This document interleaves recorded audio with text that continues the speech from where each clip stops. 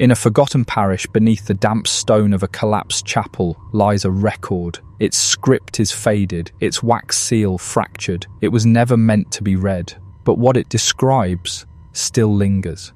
It begins not with a war, nor a coronation, but a silence carried through corridors of incense and dust, where the breath of cloistered women grew thin.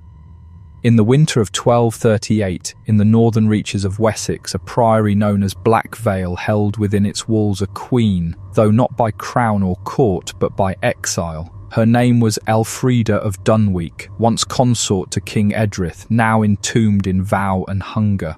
She had come not with entourage, but under guard, sent not in mourning, but punishment. The document calls her Domina in abstinentia, the Lady of Withholding. It does not say what crime she bore, only that she arrived cloaked in widow's black and took her place beneath the rule of Saint Agnes. The sisters of Blackvale were unaccustomed to nobility. Their lives were measured by candle wax and stone temperature. Yet Elfrida did not complain. She asked for no fire. She accepted no meat. She slept without mattress. And then, one frostbitten evening, she ceased to eat altogether. It was not out of weakness, the scribes insist, nor illness. It was a choosing, a quiet rebellion, uttered not through word, but absence. Her meals were left on a silver tray. Her fingers remained folded. Her gaze stayed fixed on the crucifix above the altar. After 7 days, the prioress sent for the abbot of Merely. He came with consecrated oils and suspicion. He knelt before her and asked, "What does your silence serve?" She did not answer. They say her lips had cracked from thirst, yet she would not touch the cup. Her breath was shallow, but even, her skin pallid as linen. And so the fast continued. Beneath the cracked bell tower, the sisters kept vigil. A queen was starving herself, not for God, but for something older, something unnamed. The record ends its first entry with one line. She suffers as if the body is no longer hers to command.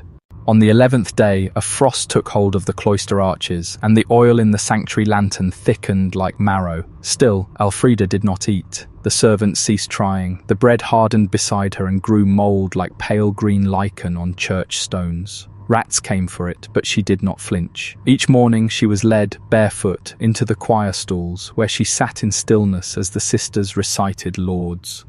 Her eyes were open, but unfocused. Her spine bowed, yet resolute. The prioress began to worry. This was not the madness of penitence, nor the frailty of illness. This was something deeper, something ancient. In the records of the sub-sacrist, he writes, "The queen brings a famine with her, not in body alone but in air. No sister laughs, no beast sings, the bells ring dull." The abbess of Merely sent word to Canterbury requesting permission to intervene, but the roads were frozen. No answer came. The church remained distant, as though the heavens themselves wished not to touch the thing unfolding within Blackvale. On the 15th night, a novice named Eledra collapsed while preparing the Queen's chamber. She had not slept, consumed by dread. When asked what she saw, her voice trembled. Her shadow moved, though she did not. The confessor struck her for lying, but she would not enter the chamber again. The Queen's tray that evening held broth with marrow bone. A priest had whispered a psalm over it. Still, she did not touch it. Her hands remained folded, her lips pressed shut. By the 17th day, the candles near her alcove no longer burned evenly. One always sputtered as though choked by damp. The scribe writes, "We do not know if we are keeping vigil for her death or her return." And the Queen, she whispered only once. To herself, it seemed. A single phrase overheard by the linen sister. "It was not my will that broke the land, it was theirs." No. One knew to whom she referred. The record does not say, only that her eyes never blinked again while under watch. By the 20th day, Elfrida's face resembled carved alabaster, not of flesh, but of effigy. Her crown, once a token of disgrace affixed at her arrival, had slipped from her temples. It lay crooked upon her hair, and none dared right it. A physician from Wynn Vale was summoned, though the road was treacherous. He arrived pale from the cold, muttering of overturned carts and dead oxen. When he approached the Queen's alcove, he removed his gloves in reverence. Yet as he stepped into her silence, he shivered, not from chill, but from stillness. He took her pulse. It was weak, but regular. He lifted her eyelid. The eye beneath was glassy, dry, but alive. He pressed gently upon her abdomen and found it sunken, but not distended. "She should be dead," he said softly, "and yet she sits." The prioress asked if she was possessed. The physician shook his head. "She is not mad, she is bound." Bound by what, he could not say. Word spread beyond the priory. Villagers left offerings at the outer gate, eggs, root bundles, coins. Some whispered she was a saint in resistance. Others called her cursed, a widow whose grief had unmoored her soul. And yet no rites were spoken over her, no chants, no masses, only silence, a thick, gathering silence that made the choir stalls echo longer, as though time itself stretched to witness her defiance.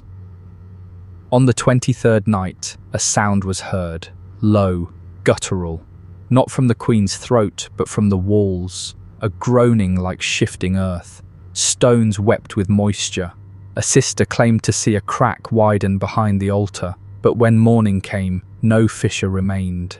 They began to seal the Queen's alcove with cloth, not as punishment but reverence. She had become more relic than woman, a thing set apart, a monument of flesh to some forgotten grievance. The physician left, shaken. He wrote in his journal, "This is not fast, this is not will, this is judgment incarnate." And still the Queen refused the tray. On the 26th morning, frost had crept over the stone floor like lacework. The sisters walked in silence, their breath clouding around their veils. Each step echoed, each whisper held weight. The Queen still sat. Her body leaned now, slightly, as though bowed not by pain but by burden. Her eyes had sunk so deep they were barely visible, yet none could meet them. They said she watched without blinking, without judgment, but with a quiet knowledge that unsettled even the confessors. A parchment was found tucked behind her seat, unsigned, unsealed. It was not in the Queen's hand, but it bore her mark, the sigil of Dunwyke, faded crimson wax barely clinging to the vellum. It read, "They took my sons, they crowned the one who bore the serpent's breath. Let the land hunger with me." The sigil was dated 5 years prior to her arrival. The sisters debated its meaning. None dared speak of treason, yet the phrase lingered. The serpent's breath. Whispers stirred that her son, Prince Aldric, was not her own, that the line had been broken, and she silenced to preserve the crown's illusion. The abbess ordered the parchment buried. The ground was too hard. They placed it in the crypt instead, beneath a stone marked absque lumine, without light. On the 30th day, the Queen's body began to tremble, but she did not fall. Her fingers remained clasped. A faint line of blood trickled from her lip. The broth on her tray had frozen. The prioress begged her to relent, even a sip of milk, a piece of wafer. But the Queen did not stir. That night the candles would not light. Each wick sputtered and failed. The cloister fell into unbroken darkness. And in that dark, someone, perhaps the infirmarian, heard her speak again. Just one word. "Enough." Then silence returned. The 31st dawn came with no bell. The rope had frayed in the night, snapped clean through as though by blade, though no cut was found. The sisters rose without call, compelled instead by unease, a stillness that had settled in their ribs like cold breath. The Queen was not dead, but something in her presence had altered. Her head now tilted toward the chapel door, though none had seen her move. Her hands, still clasped, bore dried blood along the knuckles, as if the flesh had cracked from prayer too long endured. A visiting friar from Ledgeby entered the priory that morning to deliver vellum and sacramental oils. He had not heard the tales. Upon seeing the Queen, he crossed himself 3 times and muttered, "This is not penance, this is warning." The sisters offered no correction. The prioress called a private council in the warming room. Her, the sub-sacrist, the infirmarian, and the confessor. There, it was decided that if Elfrida reached 40 days, the crown must be informed, not as tribute, but for fear of what might follow. They could not bury a queen in silence, nor allow her to wither unnoticed. Yet they hesitated. Each attempt to send a messenger ended in delay, snowdrifts, broken wheels, missing horses. The land around Blackvale had turned to mire and rot. No road remained dry. Meanwhile, the Queen's presence deepened. Birds no longer nested near her alcove. The chapel pews warped in subtle bends as though leaning away from her. The crucifix above her seat developed a crack down its centre. A novice confessed seeing her reflection in the wash basin while cleaning, though she had not been behind her. Her veil turned white with terror, and she was sent to the outer gardens for a fortnight of silence.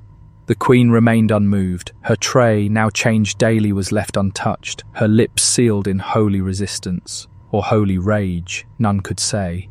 The confessor row. To that night, I begin to doubt if she fasts at all. I begin to wonder if the body now feeds on the spirit. On the 34th night, snow fell like ashes, slow and heavy, coating the priory roof until the wooden beams groaned. Yet none dared enter Elfrida's chamber to offer warmth. They had begun to treat her alcove as a shrine, though no blessing had been given. The cloth hung before her seat had grown damp with condensation. It no longer served as veil, but shroud.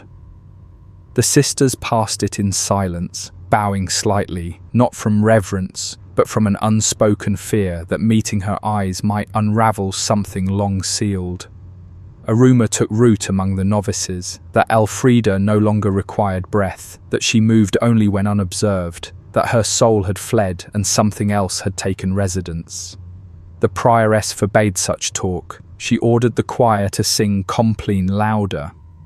But the notes echoed strangely, twisting in the vaulted ceilings like voices not their own.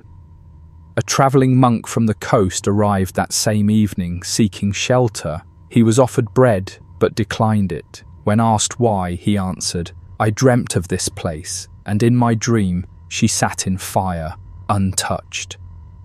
They did not tell him who she was. He did not ask. But the next morning, his bed was empty. His footprints led to the Queen's chamber and vanished before her door. The infirmarian wept quietly when she discovered this. No record was made of the disappearance. They simply replaced the linens.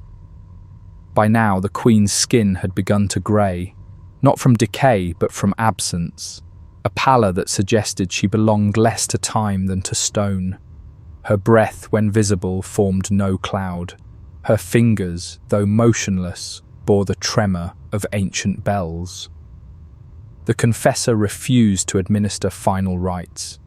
"She has not confessed," he said. "I do not know to whom they would be offered."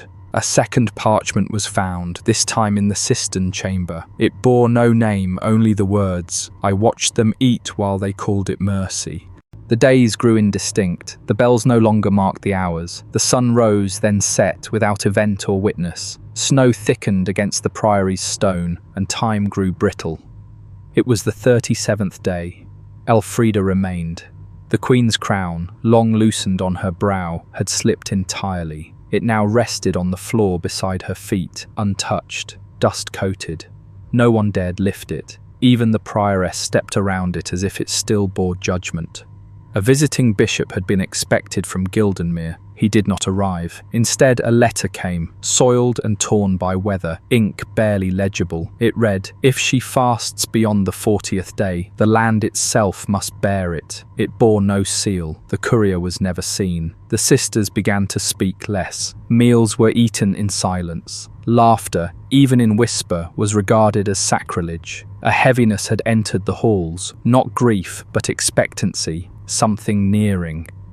The confessor wrote that night, "I no longer sleep. I hear prayers in languages, not our own." He claimed to hear the Queen speaking in the hour before dawn, her voice low and ancient, naming things that had not been named in 100 years, herbs forgotten, titles erased, betrayals that had no recorded victims. That same night, the priory's well ran dry. No cause was found. Sister Aldra fell ill. Her skin broke out in blackened rashes, and she whispered the Queen's name in her sleep. She died on the following eve, with no wound but a mouthful of blood. The nuns buried her beneath the cloister garden and left no marker. The prioress fasted for a day in mourning, then visited the Queen alone. She remained within the alcove for 3 hours. No sound came from the chamber. When she returned, her hair had turned white. She did not speak of what passed. That night, the Queen moved for the first time in public memory. Her hand lifted and placed the crown back upon her head. No one saw her do it, but in the morning it was there. It was the 38th day, and the Queen wore her crown once more, not with pride, but with sentence. It sat upon her head like stone upon a tomb, no longer tilted, but centered, exact. The sisters gathered at prime, their voices thin, their robes layered for warmth. No one spoke of the crown, no one dared. That morning the priory's candles failed again, not from wind or damp, but from silence. Flame would not hold. The wax grew soft and puddled, unlit. Only the Queen's alcove held a glow, no source visible, only a faint gold emanation along the stones behind her. The confessor finally approached her, muttering the opening of confession rites. He knelt, speaking low. The sisters watched from the nave, barely breathing. She did not speak in reply, but her gaze moved to him and through him. The confessor rose, pale and shaking, and left the priory that very evening. His journal, found weeks later in a hedge near the coast, bore one entry beneath a smear of wax. She knows the taste of every oath broken in her name. The Queen's fast had become scripture, though no gospel named her. Children in the village sang rhymes about the starved bride of God. Peasants left scraps of parchment at the priory gate, each bearing confessions, pleas, or curses. Inside, the prioress refused to burn them. She placed them in a black chest beneath the altar. It filled quickly. On the 39th day, frost no longer formed outside. But inside, the walls of the chapel grew white with condensation, as if the Queen's silence summoned the season inward. A stone fell from the apse that evening, striking no one, but cracking upon the floor before her feet. Underneath, a relic was found, a folded scrap of cloth, wrapped in iron wire. Inside, a tooth, human, darkened, etched with markings no sister could name. The relic was never recorded in the priory's inventory, nor in any ledger known to the bishopric. They left it there, beneath the stone, and the Queen sat, unmoving, watching the sun go out behind the chapel's single-stained window. On the 40th morning, the Queen breathed once, a single, shallow breath, visible in the cold. The sisters gathered, unsure of whether to kneel or flee. She did not rise, she did not fall, she simply remained. The prioress brought no tray, no cloth was laid before her. They had ceased pretending. What she defied could no longer be named hunger. The Queen's hair had turned ashen like flax left in damp. Her gown hung loose, velvet frayed to the thread. Yet the crown did not shift. It seemed now part of her skull, bone-bound. The air thickened that day. The choir refused to sing. Psalms stuck in their throats. The chapel doors would not close. Hinges buckled inward, letting cold pour through the nave like breath through a dying lung. At nones, a child appeared at the priory gate. No one knew her. Her feet were bare. She held a bundle of lavender and nettles. When asked who sent her, she replied, "She told me, in sleep." They let her lay the herbs upon the Queen's threshold. The Queen did not move, but that evening the scent of lavender clung to the stone like oil. That night the priory did not sleep. There were footsteps in the cloister, too light for boots, too slow for wind. A bell chimed once, though its rope had long since snapped. And sometime before matins, a sister screamed, not in terror, but in release. They found her kneeling at the Queen's feet, blood pouring from her ears. She died within the hour, her expression calm. The prioress closed the chapel doors herself. She marked the Queen's alcove with a single word, Civitas, city. No one understood, but no one questioned it. It was on the 41st day that the Queen stood. No one saw her rise, but she was no longer seated. Her body, thin as parchment, now faced the chapel's altar. Her crown did not sway. Her hands hung loosely at her sides, open, not in surrender, but in offering. The sisters found her thus at prime. Some wept, others turned away. The prioress knelt. She walked 1 step per hour toward the altar. Her feet left no sound, though the stone beneath bore ash where she passed. When she reached the altar by dusk, she placed her hand upon it. The choir behind her stood in silence. No bell was rung, no prayer was read. Then she turned. Her gaze passed over each sister, over the novices, the elders, the prioress. And then she spoke, a single phrase. "Let it be known, silence is not the absence of judgment." Then she returned to her seat. She did not speak again, nor move, nor eat. But from that day no tray was left for her, no candle was offered. She had completed the rite none could name. In the days that followed, the priory shifted. The walls stopped groaning, the frost left the choir stalls, the chapel roof did not leak, but none could forget the walk, the phrase, the ash, and none would enter her alcove, not for days, not for weeks, not for the years that followed. Years passed. The Queen remained.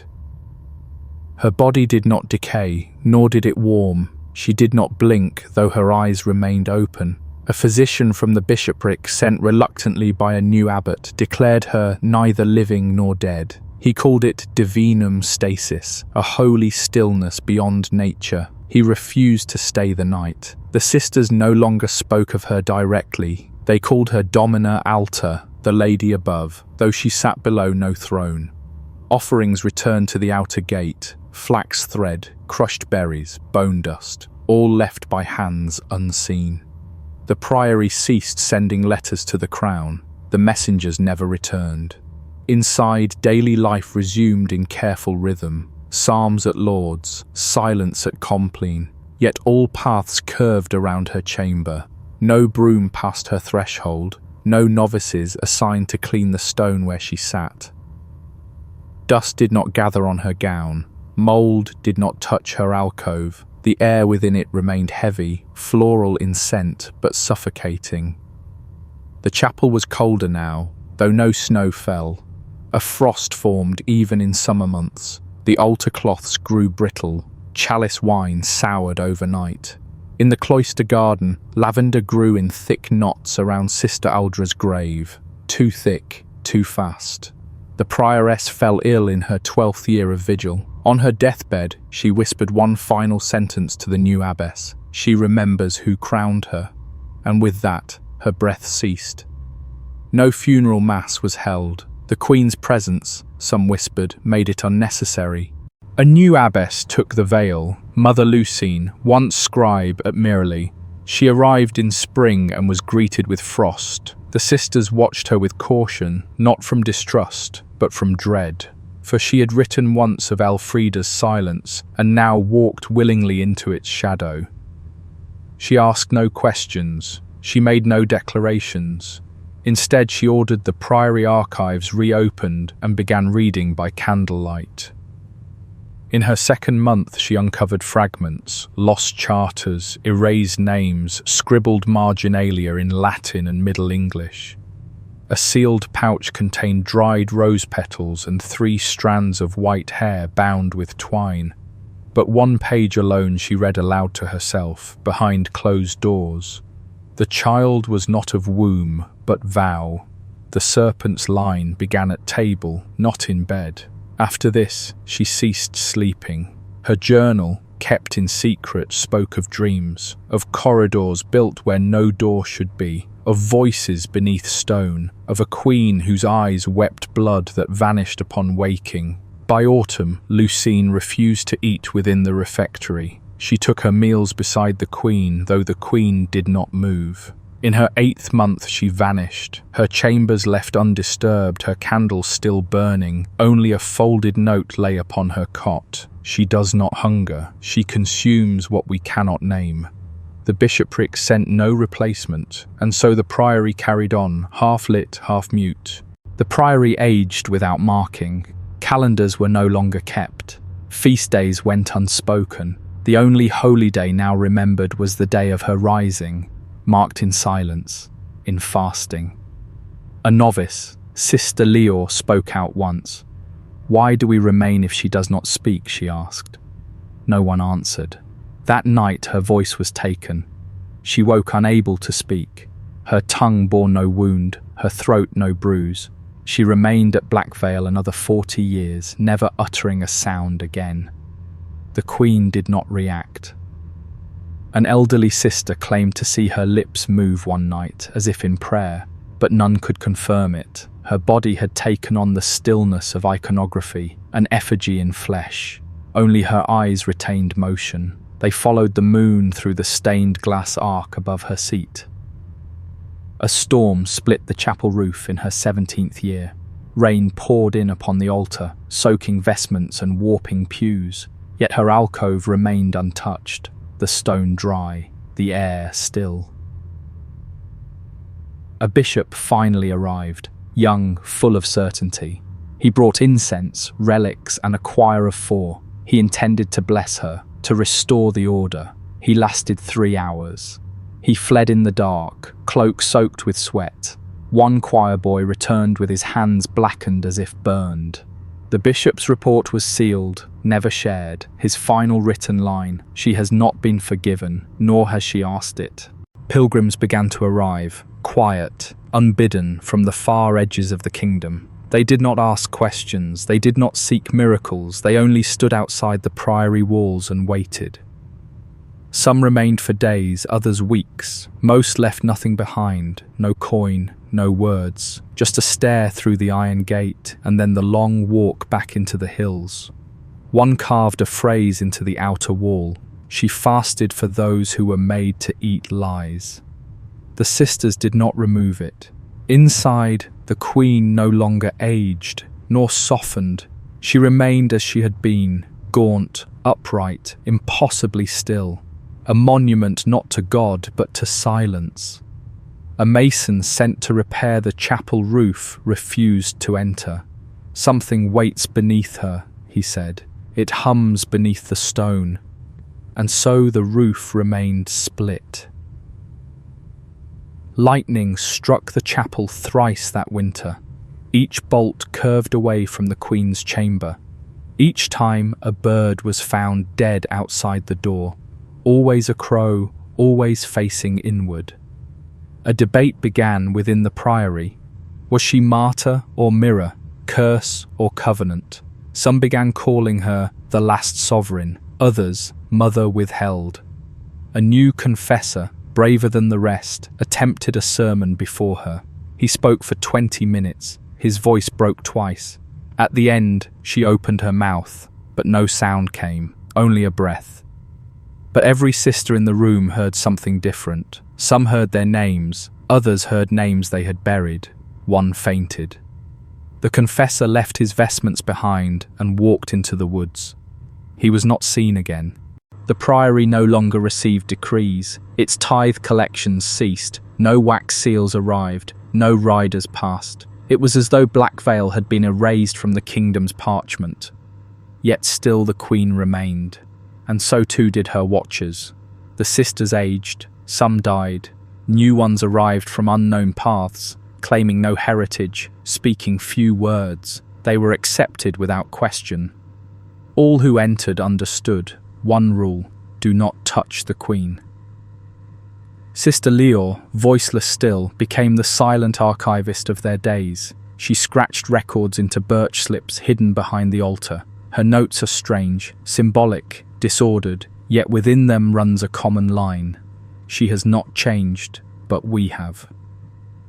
One winter, a stone beneath the Queen's feet split clean in two. Beneath it was no earth, no crypt, only hollow darkness and a faint scent of ash. They sealed it. They did not speak of it. That spring, 6 deer gathered outside the priory gate and stood motionless for hours, their eyes fixed upon the chapel. When a sister approached with feed, they scattered, except one. It remained, starved. It died beneath the Queen's window, No wound, no mark, its eyes open, its mouth full of moss. The queen did not move, but the scent of decay did not enter her chamber. Some began praying to her, not as saint, but sentinel, not for salvation, but for reckoning. On the eve of the queen's 50th year in silence, the stone cross atop the bell tower split and fell backward, embedding itself in frozen earth. A thunderclap followed, though the sky was clear. No one rang the bells again. The queen's vigil passed into legend. Children in far villages were told of a woman who punished the silence of liars with silence of her own, her name blurred, replaced by titles: the withered lady, the queen beneath hunger, she who waits. But within Blackvale, she was still Elfrida. In her 60th year, a great drought spread through the valleys. Wells dried, fields cracked, rivers vanished like dreams upon waking. But inside the priory, the cistern overflowed, the water clear, cold, sweet. Peasants began to leave jars by the gate, and somehow they returned filled. No sister claimed to carry them, no one saw movement, yet the practice continued. An abbot from Lynchmere called it sorcery. He petitioned the bishopric to dissolve Blackvale entirely. His letter was answered in blood. His entire scriptorium burned 3 nights later. No cause found, no embers remained. He retracted the petition.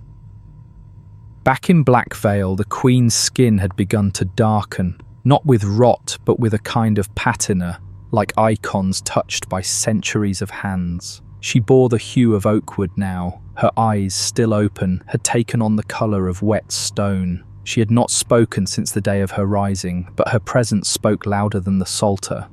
One night during a frostless winter, the vines around the priory gate twisted into the shape of a crown. No one untangled them. By morning, the lavender that had once circled Sister Aldra's grave bloomed black. It was the 75th year when the scribes stopped recording time. The queen remained. 3 generations of sisters had served and died beneath her gaze. Some claimed she had blinked once during a blood moon. Others claimed she had vanished for a single night, only to reappear seated as always. No one proved it. No one dared ask. A scroll was found in the crypt beneath the collapsed nave, written in a hand not taught in any scriptorium. The ink glimmered faintly, and the language bore no Latin, no English, only curved strokes, like rivers drawn in pain. It was placed upon the altar. The next morning, it was gone. In its place, a crown of thorns fashioned from black iron, rustless and warm. The queen did not wear it, but it was placed beside her. Visitors still came. They no longer knocked. They knelt at the gate, hands bloodied, mouths closed. A ritual with no teacher passed from dream to dream. Sister Leor, now aged beyond 90, died in the queen's presence. No rites were said. Her body was laid beneath the chapel stones. When the slab was lifted, it revealed not her bones, but only her veil, folded neatly. The queen did not look down. In the same week, a fox entered the chapel at dusk. It walked a circle around her chamber, then lay before her feet. It did not rise again. Its fur turned white before the sun rose. By her 100th year, she had become myth incarnate, a queen who fasted until kingdoms crumbled and abbeys forgot their founding vows. But she was still there. The chapel had long since collapsed, the walls now open to ivy and wind, yet her alcove stood untouched, as though time refused to tread there. Birds avoided it, light bent around it. She sat, unmoving, her crown darkened but unbroken. Her breath, if it remained, made no sound. One winter, a plague swept the southern counties. Black boils, screaming fevers, families burned in pyres. But it did not reach Blackvale. Not one sister fell. Villagers whispered that the queen had drawn the illness into herself, that her silence swallowed death. One man dared approach her, barefoot, filthy, wild with grief. He knelt before her and wept until his voice cracked. He said only, "Take what you must." He died that night in the nave, peacefully, smiling. The sisters buried him without question. In the months that followed, strange marks began to appear in the priory walls. Shapes like serpents and swords burned faintly into the stone. No flame, no hand had touched them. They simply emerged. Some believed they were her memories, etched as warning. Others believed she was beginning to speak. The sisters no longer prayed aloud, not from fear, but reverence. They began instead to hum, not melodies, but tones low and constant, a soundless harmony that filled the chapel like mist. It was said the Queen's lips moved ever so slightly when the tones aligned. A single black lily bloomed each year before her chamber, and always in winter. No one planted it, no one touched it. It died at the spring thaw, leaving behind no seed. A travelling monk, half mad from hunger, claimed she was not waiting for God, but for something older. He said her fast was not rebellion, it was pact. He was turned away at the gate. That year, lightning struck the hill behind the priory and unearthed bones, hundreds, some child-sized, some wearing rusted chains. No records existed, no burials had ever been noted there. The sisters burned them, silent, prayerless. The Queen did not react, but for one full night, a wind circled the priory, though the trees stood still. It howled like breath trapped in stone, and in its song, the sisters heard names long forgotten. They did not speak of them, they only hummed louder. And the Queen opened her eyes wider. The 123rd year passed without note or number. No records remained from the kingdom. The priory's charters had faded into parchment rot. The stone carving of Blackvale's founding date crumbled to dust beneath the rain. Yet the Queen endured. A hollow began to form beneath her seat, imperceptible at first, then undeniable. Not decay, but weight. The earth seemed to bow under her. The stone sagged, though no crack appeared, a quiet indentation, as if history itself had grown heavy in her presence. One sister, young, newly veiled, asked aloud if she should bring water. Her voice echoed for minutes. The Queen did not move. That night, the sister was found beneath the orchard, lying in a circle of withered grass. Alive but changed, her hair had gone white. She could not recall her name. She spent her remaining years drawing symbols in dust, the same ones found beneath the Queen's feet. The bell tower collapsed during a windless dusk. No storm, no quake, just the slow, measured fall of wood and stone. It crumbled without sound. At the Queen's feet, the iron crown of thorns, once untouched, had rusted through. Its centre cracked in two, and within it lay a scrap of cloth none had placed there. It bore a sigil, a serpent swallowing a child. The symbol matched no heraldry known to any living scholar, but in the archive's deepest vaults, Sister Leor's birch slips had recorded it once, long ago. Next to it, one word: inheritance. The Queen's vigil neared its second century. Time no longer served as measure. The sun passed, the earth turned, but within Blackvale all remained unchanged until the rains returned. For 7 days and nights, rain fell without cease. It did not flood, it did not churn mud. It simply soaked the stone, the leaves, the robes of the sisters. Yet the Queen remained dry. Not a drop clung to her. On the 8th day, a spring burst open behind the chapel where no water had ever flowed. From it poured red clay, thick as blood, staining the steps and altar cloth. The sisters tried to dam it, but each morning it returned. They stopped resisting. One morning, a book was found floating in the spring, its vellum miraculously dry. It bore no title, its language unreadable. But its first page bore the Queen's name, written with a thorn dipped in ash. The abbess placed it upon the altar. That night the choir refused to sing, their voices caught in their throats. The youngest among them wept. The Queen's hands, after 198 years, shifted. Fingers flexed slightly, palms opened, nails long and yellowed like roots, and for 1 hour the sky above Blackvale grew black. No stars, no moon, just blackness, as if the world had blinked. When it cleared, the book was gone. The spring ran clear, and the Queen's eyes were closed. When the queen closed her eyes, the priory froze in place. No sound was made for 3 days. No step echoed, no prayer stirred. The very crows seemed to vanish. The sisters watched her for signs of breath. There was none, but her skin remained supple, her posture unbent. Death had not come, nor had resurrection. She simply waited. The abbess declared a vigil. 24 hours of silence, no movement beyond necessity, no food taken, the candles burned low and slow. On the third night, one sister claimed to see a second figure seated beside her, a shadow, no face, just form.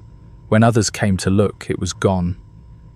The stone beneath the queen's feet grew warm to the touch. Flowers began to bloom in the cracks of the floor, strange yellow blossoms that gave no scent and closed in daylight. The novices feared them, but the elders let them grow. A child appeared at the gate, naked, mute, eyes black as pitch. He walked to the chapel steps and laid down. The sisters gave him no name. They did not touch him. He slept 3 nights beneath the threshold, then vanished. Where he had lain, the stone had darkened, etched with the same sigil once found in the queen's iron crown. The serpent. No explanation followed. No questions were asked, only quiet consent. The queen's eyes opened once more, and the rain did not return. The day after her second awakening, a cloaked figure arrived at Blackvale's outer gate, weathered, hooded, bearing no standard. His face was not seen, his voice was not heard. He carried a bundle, long, narrow, wrapped in linen stiffened with salt. He left it at the chapel door and departed before sunset. The bundle was brought inside by the abbess herself. No one assisted her. She placed it before the queen without bow or blessing. The queen did not react, but her shadow lengthened despite the hour being noon. The bundle was unwrapped at dusk. Inside lay a sword, or what was left of one. Its blade was broken at the hilt. Its metal dark, pitted and cold, yet it hummed, a low, tremulous sound like breath through stone. The hilt bore an engraving, nearly worn away. 3 figures, a mother, a son, and a beast. The queen turned her head to face it, and for the first time in centuries, the air in the chapel stirred. A wind, dry and sharp, passed from west to east, every candle extinguished. She did not touch the sword, but the ground beneath it cracked, and from that crack a whisper emerged, unintelligible, ancient. But every sister heard the same word form within it. Return. The queen did not speak, but the sword remained. It lay before her for 7 days, untouched. Each morning its colour changed, first to rust, then to black, then to silver too bright for mortal eyes.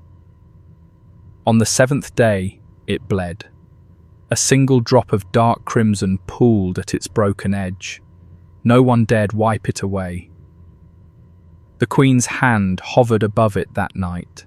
Her fingers spread, hovering not in gesture, but in warning.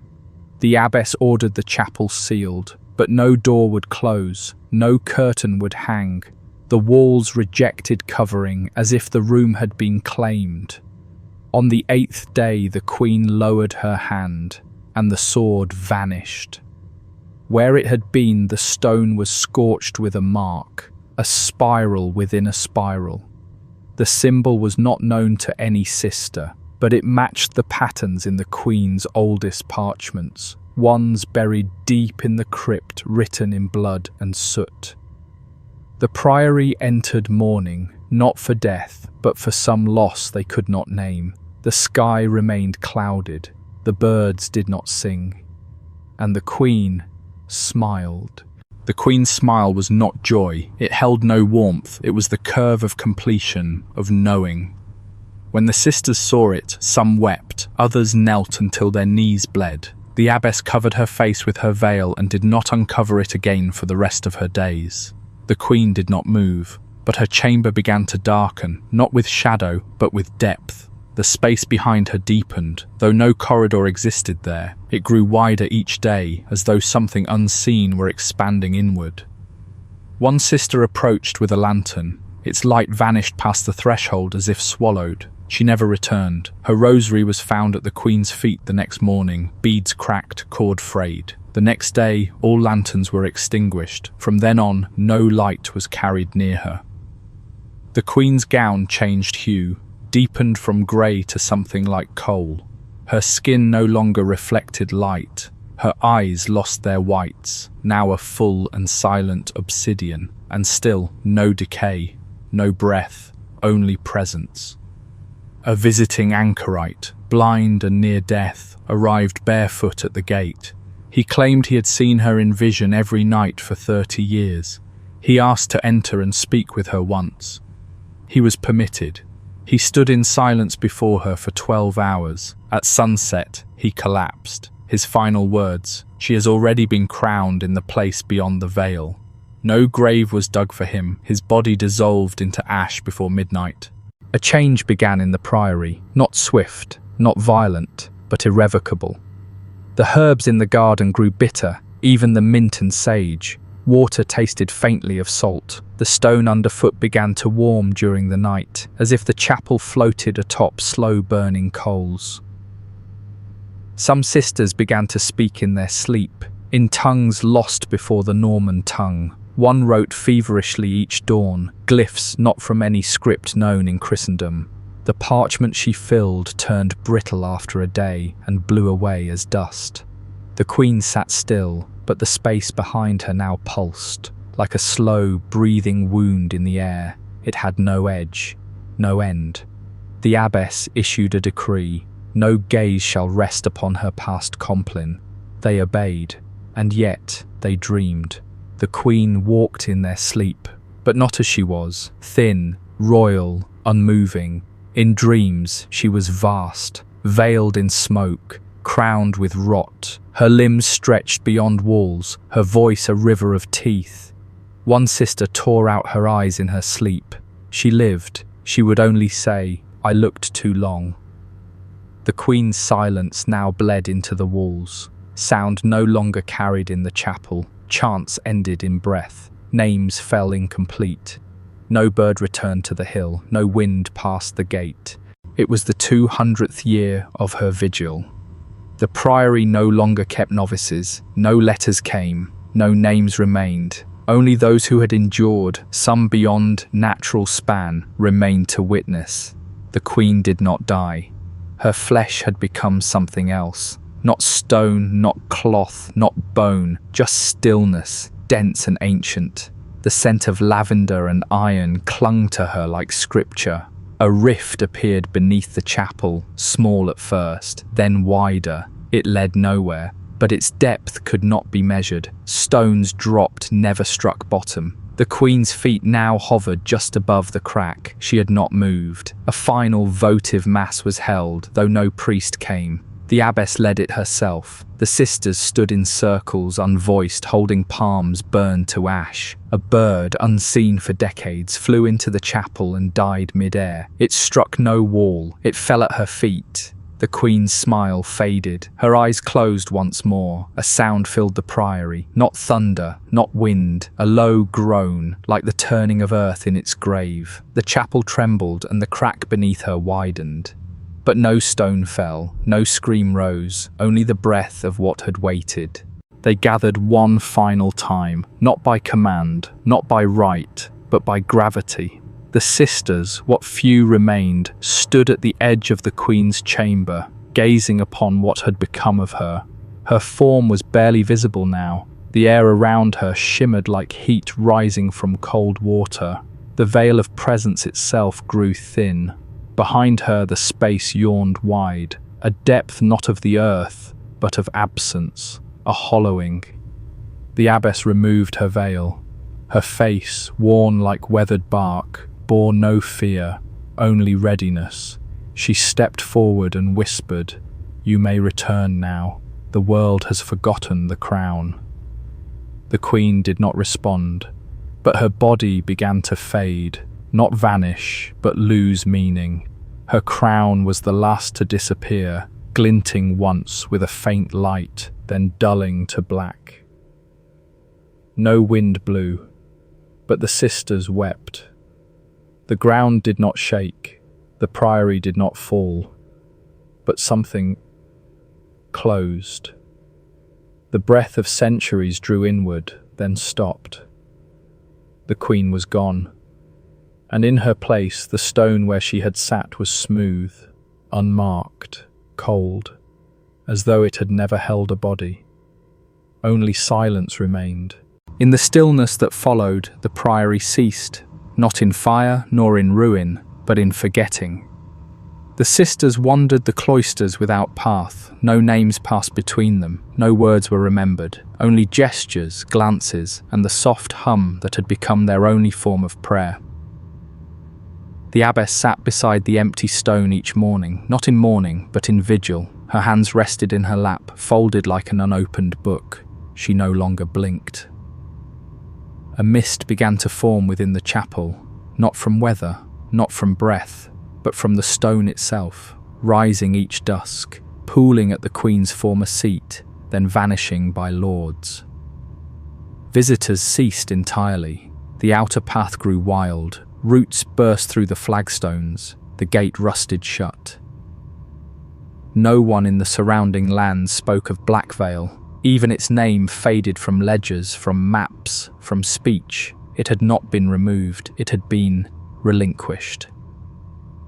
One final parchment was found beneath the altar stone years later during a survey of forgotten religious holdings by a distant archivist. The script was faint, the wax seal cracked, it bore no date. It read, "We did not keep her. She kept us. She fasted, and we remembered what we had consumed. Let no crown rise in hunger again." The parchment crumbled in the reader's hand, and no record remains of who wrote it. They say the hill where Blackvale once stood now grows only white thistle and iron root. No bird's nest there, no shepherd crosses its path. The air is colder than the land around it, even in summer. No stones remain, no chapel walls, no altar, no record. But sometimes, when fog curls low across the moor, travellers have reported hearing footsteps where there is no path, or the soft weeping of a woman echoing upward from a hollow no earth dares to fill. Some claim to have seen her, thin, crowned, seated among brambles. Her eyes closed, her face cracked like an old relic, but they never return with proof, only silence. And still, in certain forgotten circles, monks carry an unbound page with no origin, a prayer, they call it, though it names no saint. Let silence be her cathedral, let hunger be her hymn, let no tongue rise against what was never forgiven. The queen who refused to eat for 40 days remained beyond time, not as punishment, not as protest, but as memory, as mirror. Not all fasts are for heaven, some are for what heaven refused to see. And beneath the hollow where Blackvale stood, something still waits, not for absolution, not for return, but for the next crown that dares to forget.